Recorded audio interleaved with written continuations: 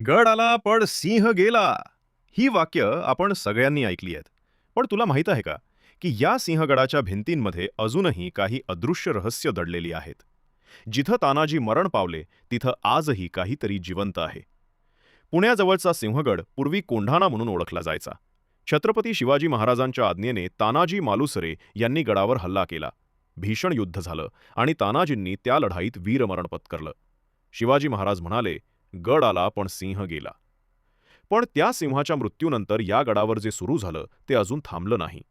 लोक सांगतात की त्या गडावर एक गुहा आहे जिथं लढाईनंतर तानाजींची तलवार ठेवली गेली होती.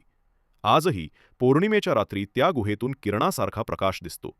काही ट्रेकर्स म्हणतात त्यांनी घोड्यांचे आवाज ऐकले आणि कुणीतरी तलवार फिरवतोय असं वाटलं, पण मागे वळून पाहिलं तर कोणीच नव्हतं. एका स्थानिक गाईडनं सांगितलं होतं की एका रात्री त्याने 2 सावल्या पाहिल्या, एक पांढऱ्या अंगरख्यात आणि दुसरा तलवार फिरवत होता. पण तो जवळ गेला तेव्हा ते दोघे धुक्यात विरले. लोक म्हणतात तानाजींचा आत्मा अजूनही गडावर पहारा देतो. किल्ल्याच्या दक्षिणेकडील बाजूला एक बंद दरवाजा आहे. स्थानिक सांगतात की आत एक गुप्त खोली आहे जिथं तानाजींचं कवच आणि शिवाजी महाराजांचं पत्र अजूनही आहे.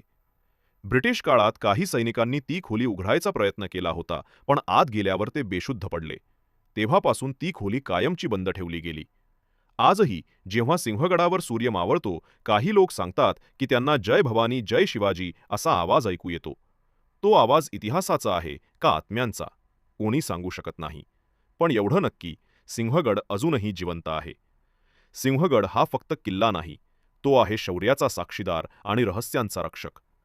मित्रांनो, अशी अजून अनेक रहस्यमय आणि ऐतिहासिक कथा जाणून घ्यायच्या असतील तर व्हिडिओला लाईक करा, शेअर करा आणि अजून अशाच कथा ऐकण्यासाठी सबस्क्राईब करा. पुन्हा भेटू